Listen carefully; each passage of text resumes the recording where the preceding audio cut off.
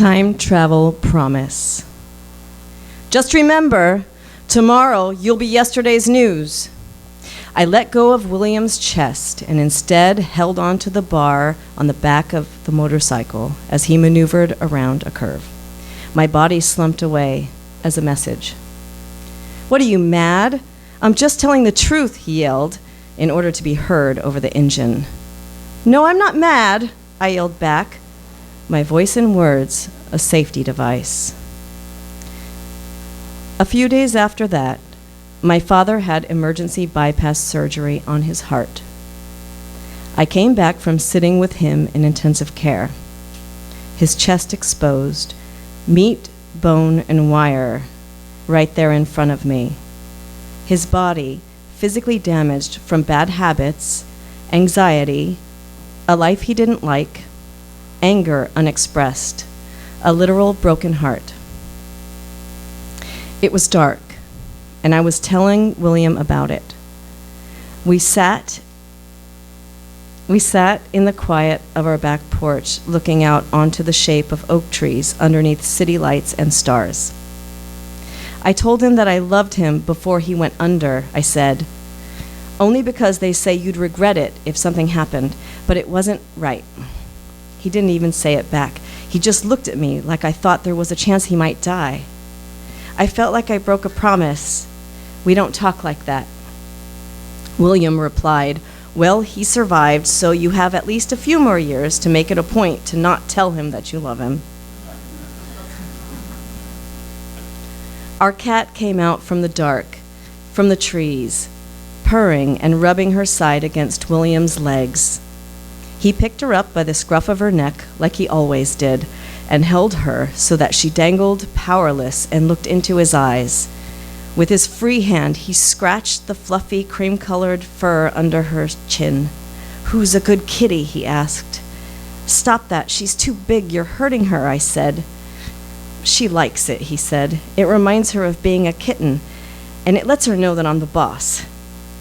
He smiled. "Isn't that right, kitty?" he asked before lowering her onto his lap. "Will," I said, "why did you say that I'll be yesterday's news the other day?"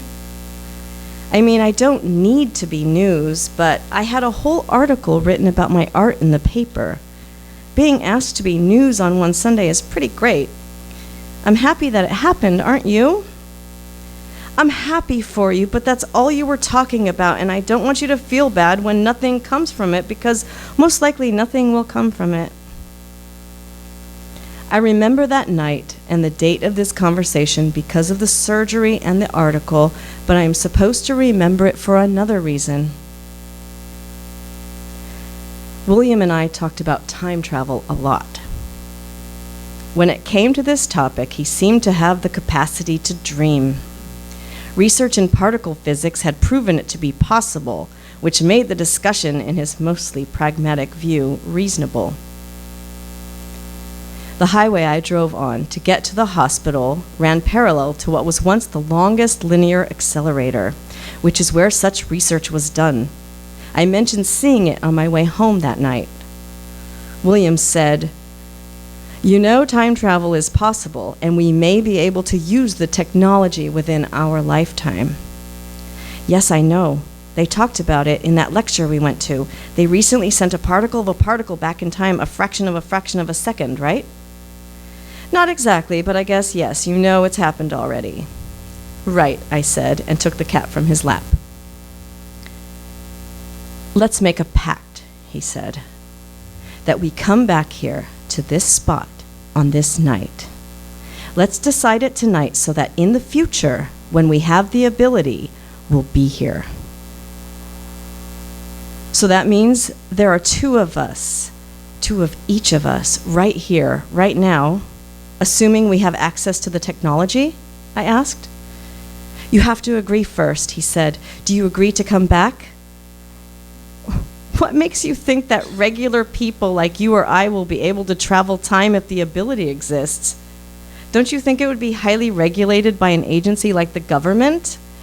And if we could, would we be able to afford it?" I think there's a good chance that I might have access to time travel technology, William said, without missing a beat. He seemed to need to believe he was going to be a future time traveler. Maybe he would be. Maybe he already was. The cat, now at my feet, rubbed her face against my ankles, meowed, and looked up at me.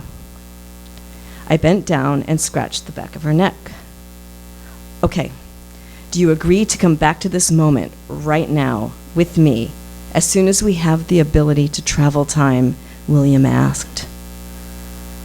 Yes, I do, I stated as formally as he asked the question, but the instant I said it, I knew suddenly, for sure, that I did not want to see my future self. Not with him, and not there. If we both came back from the future into the past, I would be with him in some kind of eternity he owned, some kind of time loop that we'd be a part of together. Even though I didn't understand or believe in time travel as he explained it, I became so incredibly spooked, terrified. Was it too late? Even though we shared many years together, a business and a home, it was the first time I thought of a lifetime with him. Don't show up, not here. Don't show up, not here, not now, not here, not now, I thought. As William and I sat quietly with the agreement I had vocalized, I focused as hard as I could, secretly repeating my own mantra, my command, my spell, my message to the trapped time traveler I might become, the trapped body I might be. Thank you.